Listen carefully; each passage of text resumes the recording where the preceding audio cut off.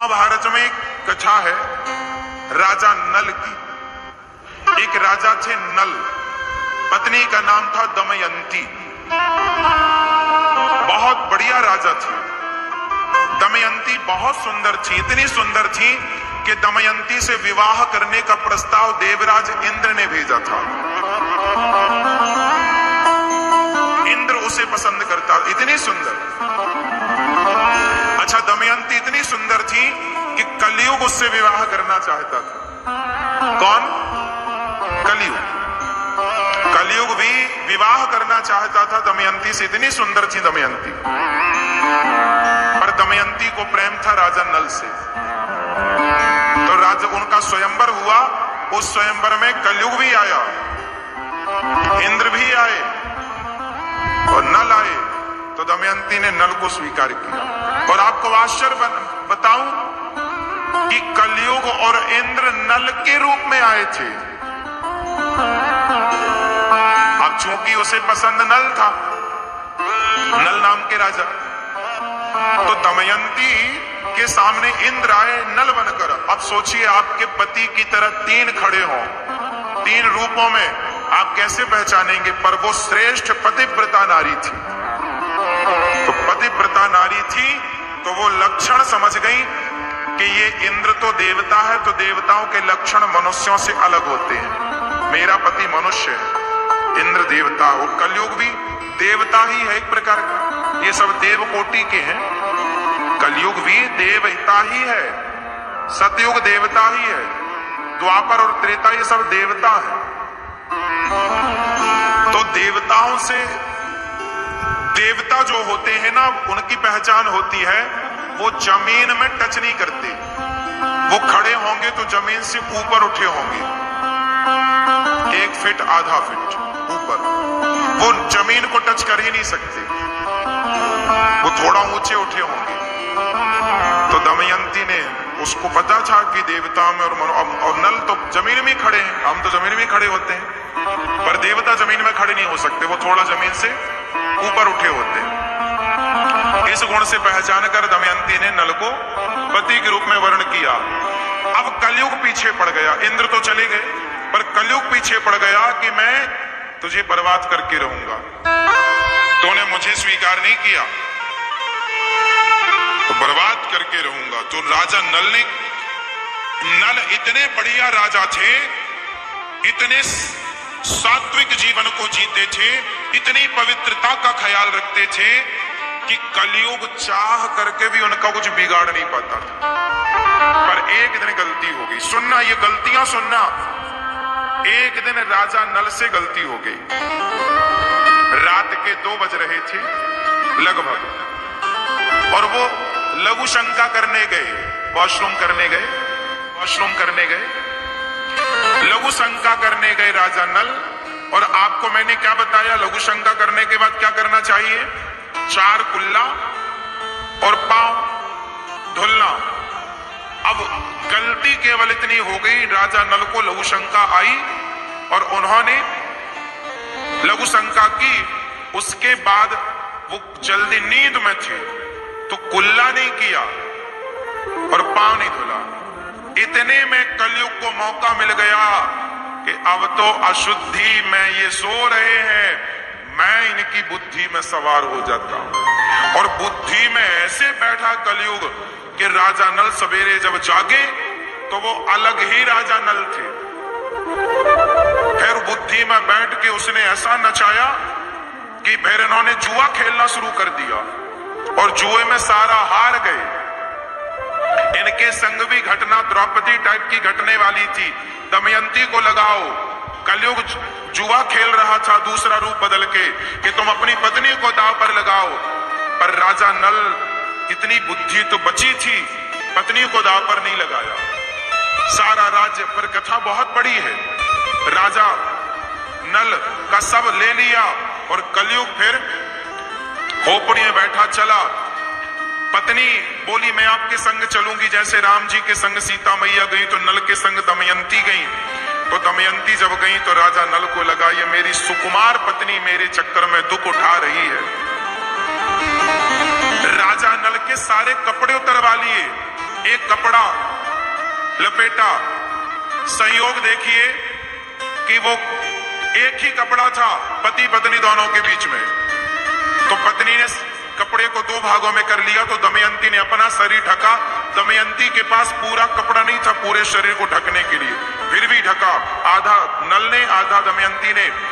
तभी नहाने के लिए राजा नल पानी में गए कपड़ा उतार कर, तो एक हंस आया और वो हंस वो कपड़ा लेके चला गया। राजा नल सामान्य भाषा में कहे निर्वस्त्र होकर के डोल रहे हैं। ये नाच, एक राजा, इतना बड़ा राजा आज नंगा घूम रहा है।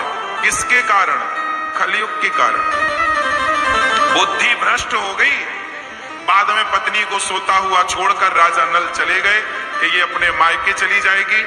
फिर दमयंती को वहां पर एक शेर झपट्टा मारा खाने के लिए। जंगल तो जंगल था, एक शेर झपट्टा मारने के लिए दमयंती को खाने। तभी वहां पर एक बहेलिया आया और उस बहेलिये ने शेर को मार दिया। पर वो बहेलिया बड़ा गलत आदमी था। उसने दमयंती को देखा, ये तो बड़ी सुंदर है। देखना महाभारत में क्या लिखा। उस आदमी ने जो जंगल में दमयंती की रक्षा किया, तो दमयंती ने कहा कि तुम मेरे भाई हो, तुमने मेरी रक्षा की है। पर वो आदमी जो था ना, वो दमयंती को गलत तरीके से देख रहा था, गलत भाव से। दमयंती बहुत सुंदर थी। हम बता ही चुके कि इंद्र जैसे लोग लट्टू थे।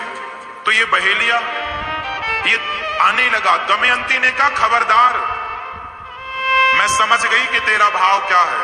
देख, मैंने तुझे भाई कहा है, मैं नहीं चाहती कि तेरा नाश हो जाए। सुन, तू मुझे टच मत करना, मैं पतिव्रता नारी हूं।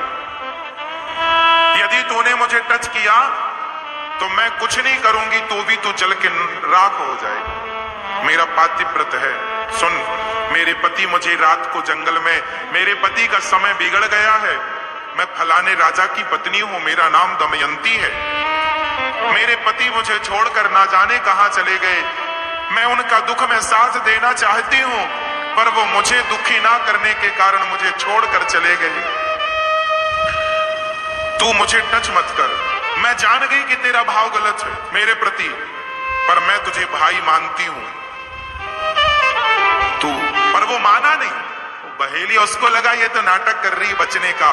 वो गया और दमयंती को गलत भाव से, दमयंती ने कुछ नहीं किया, ना श्राप दिया ना कुछ कहा, खड़ी थी चुपचाप, खड़ी थी चुपचाप। ये बहेलिया गया और दमयंती को गलत भाव से टच किया। टच करते आग लग गई उसके शरीर में, जलकर राख हो गया। ये पातिव्रत धर्म है, ये पतिव्रता नारी है।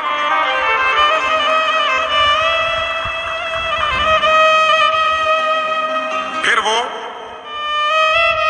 अपने मायके चली गई। उनका पिता का राज्य पास में था, वहां चली गई। राजा नल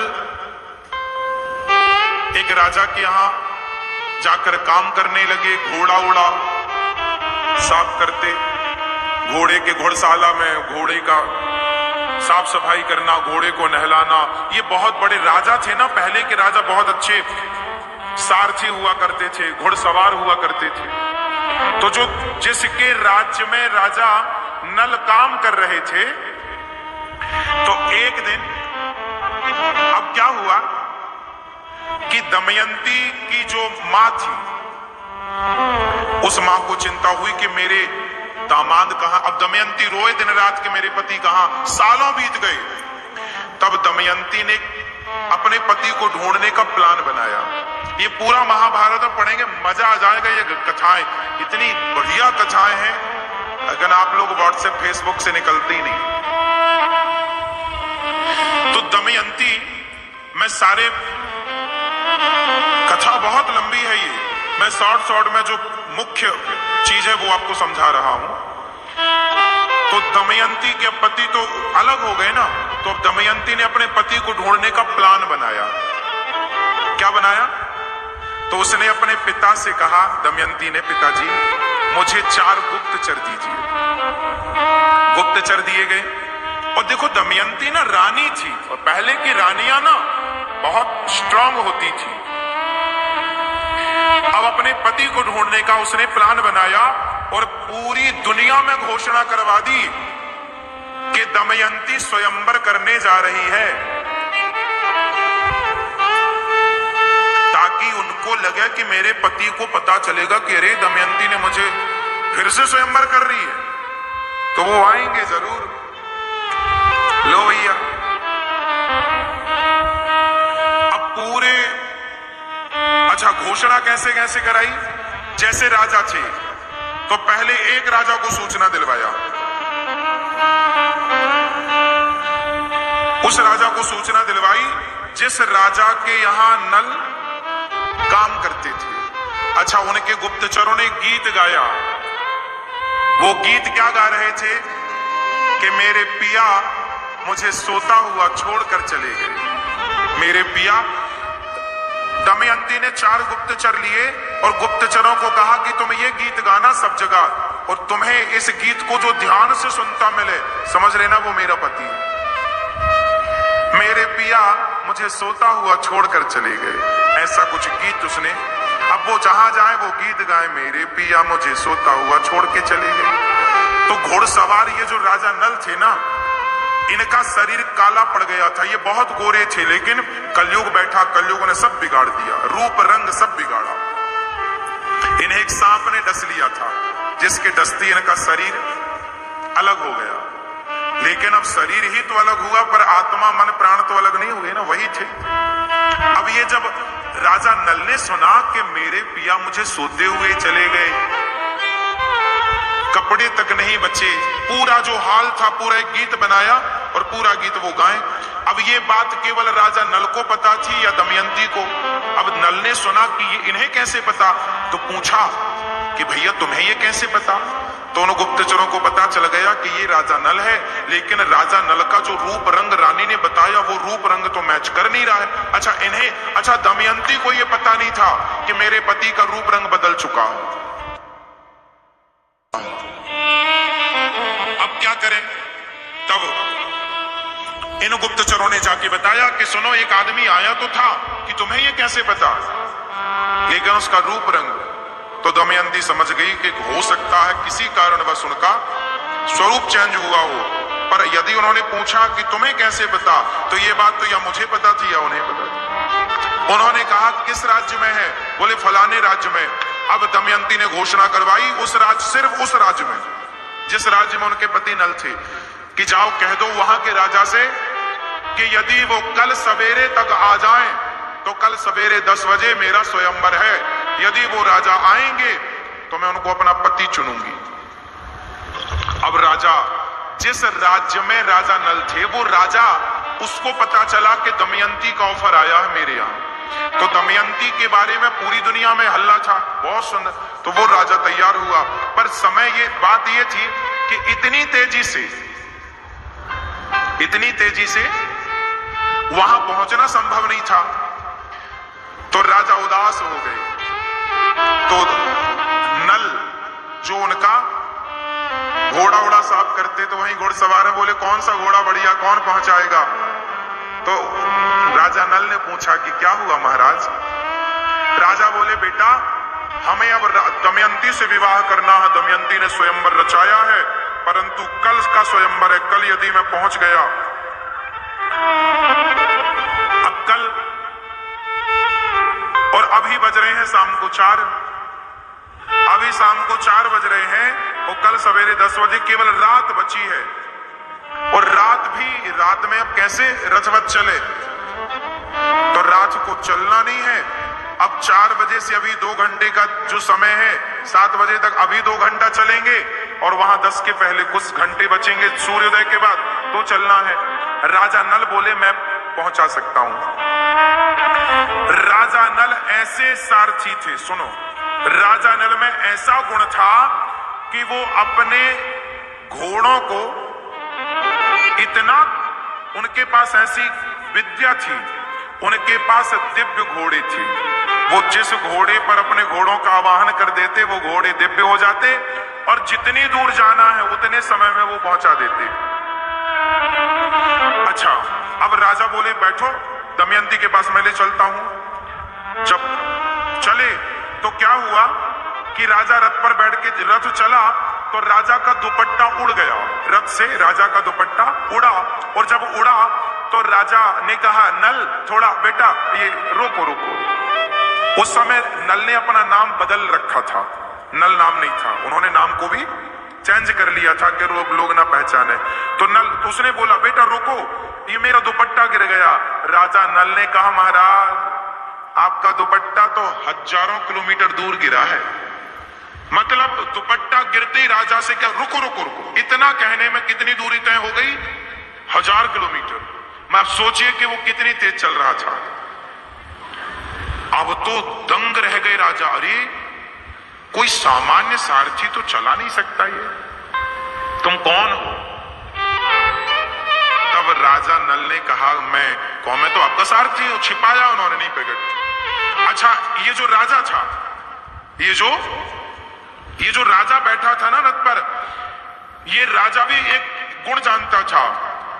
ये पेड़ को देखकर बता देता था कि इस पेड़ में कितने पत्ते। इसकी गणित इतनी तेज थी, एक बार ये पेड़ को देख ले तो बता दे कितने पत्ते हैं। राजा नल ने रथ रोका और राजा नल ने बोला कि तुम मुझे ये विद्या सिखाओ। ये जो राजा था, जो नल जिसका रथ चला रहा था, ये राजा बहुत बढ़िया जुआड़ी था। मतलब ये जुआ खेलता था ना, पासे खेलता था तो कभी हारता, क्योंकि बहुत बड़ा गणितज्ञ था। इतना बड़ा गणितज्ञ था कि ये पेड़ को देखकर बता देता था कि इस पेड़ पर कितने पत्ते हैं। क्या आप में से कोई बताएगा?